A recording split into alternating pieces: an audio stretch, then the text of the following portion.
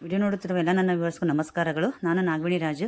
ನಿಮ್ಮೆಲ್ಲರ ದಿನ ನಗುವಿಂದ ಸ್ಟಾರ್ಟ್ ಆಗಿ ನಗುವಿಂದ ಎಂಡ್ ಆಗಲಿ. ಇದೆಲ್ಲ ಹೋಗ್ತಿದ್ದೇವೆ ಅಂತಂದ್ರೆ ನೀವೆಲ್ಲ ನನ್ನ ಹಳೆ ಲಾಗೆಲ್ಲ ನೋಡಿದ್ರೆ ಶಂಭುಲಿಂಗನ ಪೂಜೆ, ಸೋಮವಾರ ಪೂಜೆ ಎಲ್ಲ ಮಾಡಿದ್ನಲ್ಲ, ಆ ಪೂಜೆದ್ದು ಇದು 4 ಸೋಮವಾರದ್ದು ವ್ರತದ್ದು ಶಿವಲಿಂಗಗಳನ್ನು ನಾನು ಇದು ನದಿ ಅಥವಾ ಹೊಳೆಯಲ್ಲೆಲ್ಲ ಬಿಡಬೇಕಲ್ಲ, ಅದಕ್ಕೆ ಬಿಡಾಕೆ ಅಂತಂದು ಹೇಳಿ ನಾವು ಧಾರವಾಡದಾಗೆ ಸೋಮೇಶ್ವರ ಅಂತ ಐತಿ, ಅಲ್ಲಿ ಶಾಮ್ಲಾ ನದಿ ಉಗಮ ಸ್ಥಾನ ಐತಿ, ಅಲ್ಲಿ ಇದನ್ನು ಸಡಲಿಕ್ಕೆ ಬಿಟ್ರಾಯಿತು ಅಂತಂದು ಹೇಳಿ ನಾವು ಅಲ್ಲಿ ಹೋಗಿದ್ವಿ. ಸೊ ಅದನ್ನು ಯಾವ ರೀತಿ ಪೂಜೆ ಮಾಡೋದು ಅಂತಂದೇಳಿ ನಾನು ಪೂಜೆ ಯಾವ ರೀತಿ ಮಾಡ್ಬೋದು ಅಂತ ತೋರಿಸಿದ್ದೆ.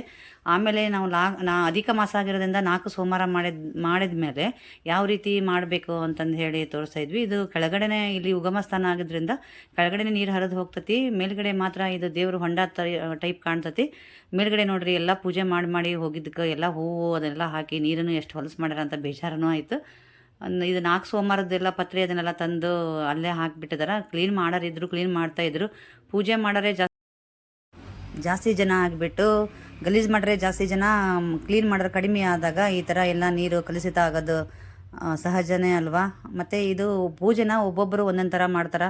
ಒಬ್ಬೊಬ್ಬರು ಇಲ್ಲಿ ನದಿ ಒಳಗೆ ಈ ಥರ ಹೊಳೆ ಒಳಗೆ ಬಂದುಬಿಟ್ಟು ಅಲ್ಲೇ ಸ್ನಾನ ಮಾಡಿಬಿಟ್ಟು ಮಡಿ ಬಟ್ಟೆ ಹೊಸದು ಎಲ್ಲ ಹಾಕ್ಕೊಂಡು ಮಾಡ್ತಾರೆ. ಒಬ್ಬೊಬ್ಬರು ಹಾಗೆ ನೀರನ್ನ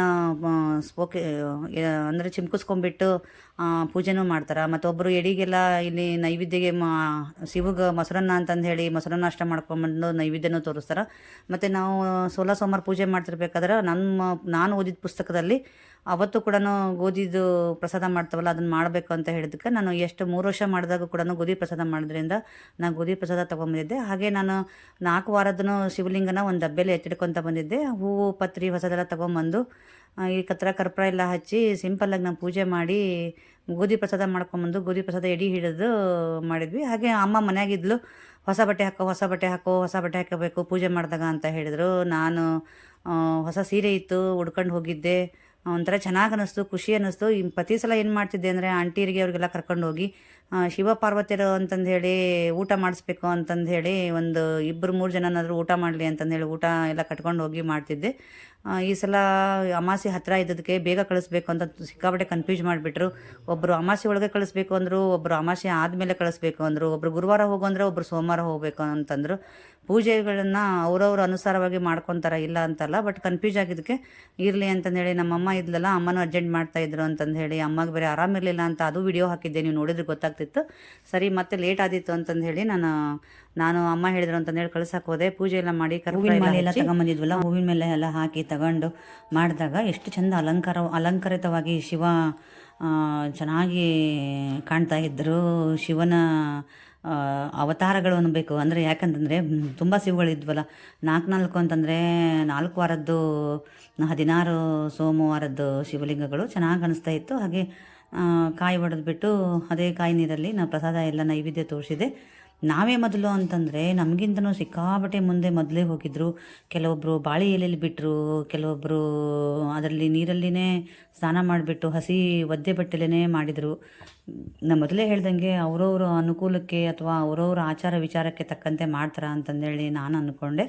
ಹೇಗೆ ಮಾಡಿದ್ರು ಅಷ್ಟೇ ಶಿವನ ಕೃಪೆಗೆ ಪಾತ್ರರಾಗಬೇಕು, ಭಕ್ತಿಯಿಂದ ಮಾಡಿದರೆ ಸಾಕು ಅಂತ ನಾನು ಅಂದ್ಕೊಂಡೆ. ನಾನು 2 ಸಲ ಕಳಿಸ್ದಾಗೆಲ್ಲ ಥರ್ಮಾಕೋಲ್ ಬಾಕ್ಸ್ ಎಲ್ಲ ಇರುತ್ತಲ್ಲ, ಥರ್ಮಾಕೋಲ್ ಬಾಕ್ಸ್ ಮೇಲೆಲ್ಲ ಶಿವಲಿಂಗನ ಇಟ್ಟು ಅದ್ರ ಮೇಲೆ ಹೂವಿನ ಮಾಲೆ ಹಾಕಿ ಕಳಿಸಿದ್ದೆ. ನಾನು ಸುಮಾರು ಹೊತ್ತು ದೋಣಿ ಹೋದಂಗೆ ಹೋಗಿತ್ತು, ತುಂಬ ಚೆನ್ನಾಗಿ ಅನಿಸೋದು.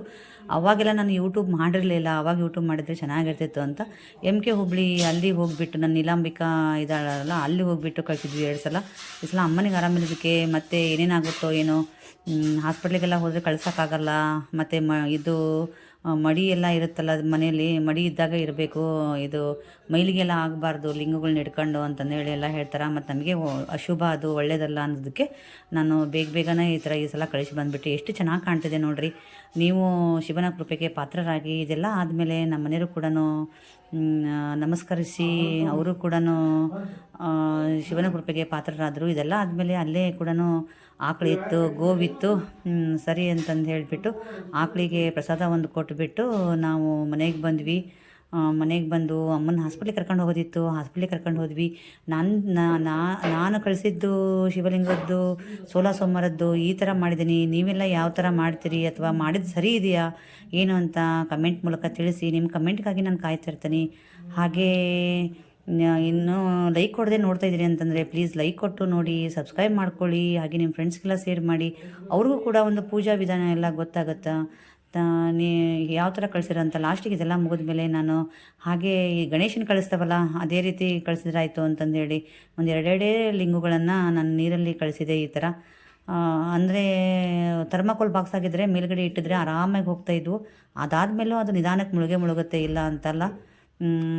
ಬಟ್ ಏನಂತಂದ್ರೆ ಗಣೇಶನ ಇದೇ ಥರ ಕಳಿಸ್ತಾವಲ್ಲ, ಅದಕ್ಕೆ ನಾನು ಹೀಗೆ ಬಿಟ್ಟೆ. ನಾನು ಎಲ್ಲ ಗಂಗೆಯಲ್ಲಿ ಪವಿತ್ರ ಆಗೇ ಆಗ್ತಾರೆ ಅಂತಂದು ಹೇಳಿಬಿಟ್ಟು ಗಂಗೆ ಪವಿತ್ರಳಲ್ಲ ಈ ಥರ ಕಳಿಸಿಬಿಟ್ಟು ಕೈ ಮುಕ್ಕೊಂಡೆ. ನಾನು ಯಾವ ರೀತಿ ಮಾಡಬೇಕು ಇದು ಪೂಜೆಗಳನ್ನು ಕಳಿಸೋದು ಅಂತಂದೇಳಿ ನನಗೆ ಕಮೆಂಟ್ ಮೂಲಕ ತಿಳಿಸಿ ಅಂತ ಮತ್ತೆ ಹೇಳ್ತಾ ಇದ್ದೀನಿ. ನೀವು ಹೇಳೋದ್ರಿಂದ ಇನ್ನೊಬ್ರಿಗೆ ಗೊತ್ತಾಗುತ್ತೆ, ಹಾಗೆ ನಾನು ಕಲ್ತಂಗೆ ಆಗುತ್ತೆ.